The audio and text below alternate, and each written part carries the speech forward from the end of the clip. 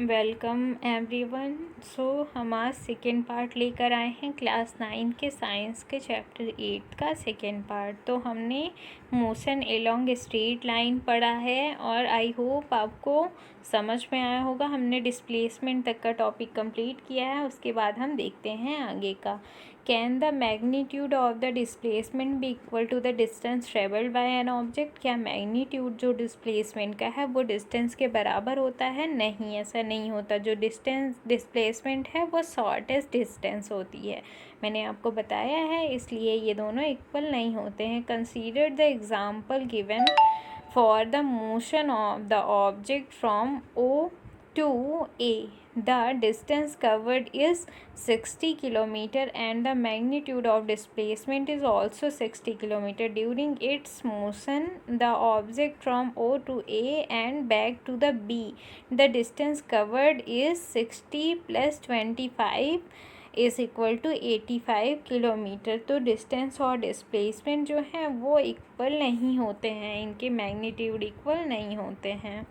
और भी एग्जाम्पल हम ले सकते हैं। Displacement are use to describe overall the motion of an object and locates its final position with the reference to its initial position at given time. आप displacement उसके original और final point को locate करके भी कर सकते हैं, जो रेफरेंस पॉइंट है उससे। कभी कभी ये जो डिस्प्लेसमेंट है ये ज़ीरो भी हो जाता है, अगर वो फाइनल पॉइंट से फिर से इनिशियल पॉइंट में आ जाए तो हम डिस्प्लेसमेंट ज़ीरो कहते हैं। Uniform motion and non uniform motion. Consider an object moving along a straight line. किसी ऑब्जेक्ट को स्ट्रेट लाइन में मूव करते हुए कंसीडर करिए। Let it travel 5 metre in the first second and 5 metre more in the next second. आप ऐसा consider करिए कि वो उसने मतलब कि फर्स्ट सेकेंड में 5 मीटर चला है, फिर नेक्स्ट सेकेंड में भी 5 मीटर, फिर 5 मीटर नेक्स्ट सेकेंड में भी, और 4 सेकेंड में भी 5 metre. In this case the cover of the 5 metre in each second, और उसने कवर किया 5 मीटर ईच सेकेंड में। As the object covers the equal distance in equal interval of time, it is said to be in the uniform motion. जब कोई object equal distance in equal interval of time में cover करता है तो उसको हम क्या कहते हैं? Uniform motion. As the object cover the equal distance in equal interval of time is said to be the uniform motion. इसको आप अंडरलाइन कर लीजिए, ये आपकी डेफिनेशन और काफ़ी इंपॉर्टेंट भी है, ये डिफरेंस में अक्सर पूछा जाता है। The time of the interval in this motion should be small. इस मोशन में जो टाइम इंटरवल है वो छोटा हो सकता है। In our day to day life we come across the motion where the object cover unequal distance in equal interval of time. For example, when a car is moving in a crowded street or a person is jogging in the park, these are some instances when the non-uniform motions। यहाँ पे क्या होता है कि कोई किसी speed से जा रहा है, सामने कोई और आ गया तो उसकी स्पीड चेंज हो गई, तो इसमें उसका टाइम और इंटरवल भी चेंज हो गया, जिसके कारण वो नॉन यूनिफॉर्म मोशन हो गया। इसके बाद हम क्या देखते हैं?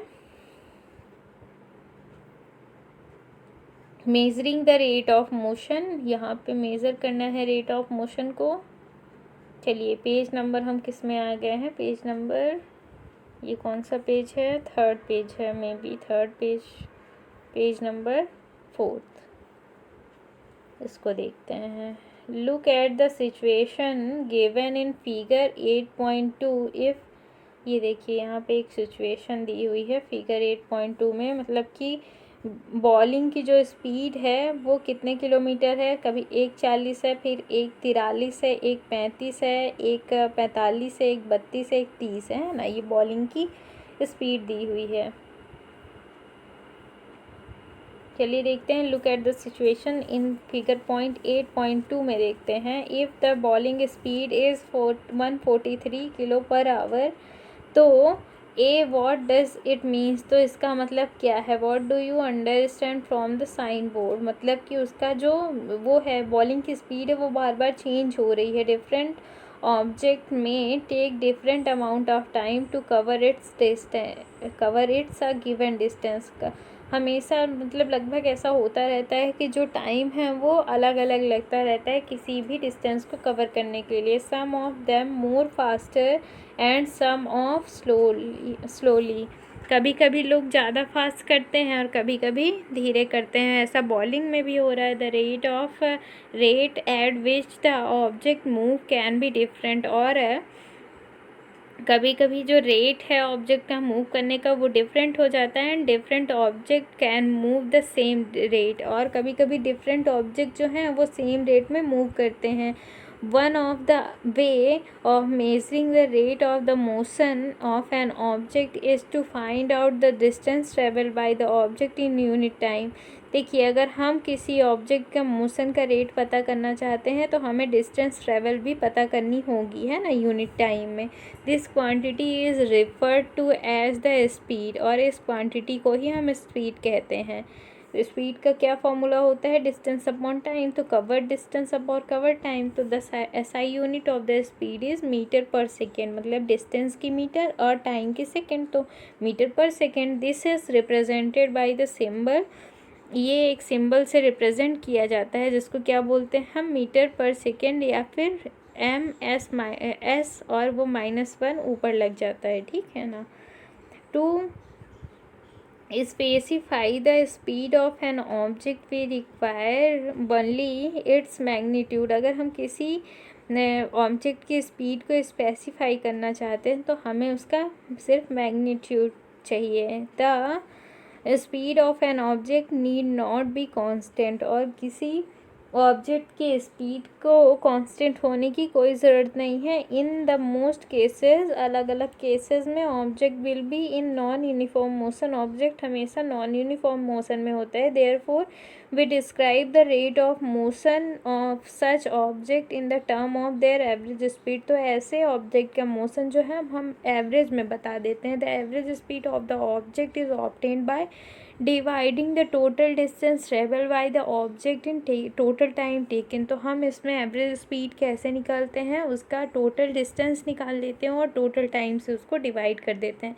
ये फॉर्मूला है, ये फॉर्मूला, इसको भी आप यहाँ पे बॉक्स बना के ऐसे कॉपी में जब नोट्स बनाएंगे तो इस तरह से बॉक्स बनाकर उस फॉर्मूले को लिख लेंगे यहाँ पे, ठीक है ना। काफ़ी इम्पॉर्टेंट है, इसको ना आप किसी मतलब अदर कलर से यहाँ पे अच्छे से बॉक्स बना कर लिखिएगा। अच्छा सुंदर भी लगेगा ये लिखने में और अच्छे से दिखेगा भी। ओके, तो इसको शॉर्ट में लिखते हैं। ये V से हम स्पीड यहाँ पे डिनोट करेंगे इस चैप्टर में। और फिर = S/T। तो डिस्टेंस को S से और टाइम को T से। Let us understand this by an example. A car can travel a distance of 100 kilometre in 2 hours।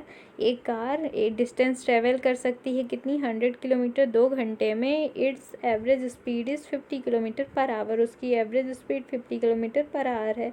The car might not have travel at 50 kilometre per hour at the time. और ज़रूरी नहीं है कि हर time पे वो 50 kilometre per hour ही चले। Sometimes it might have travelled the faster and sometimes slower than this.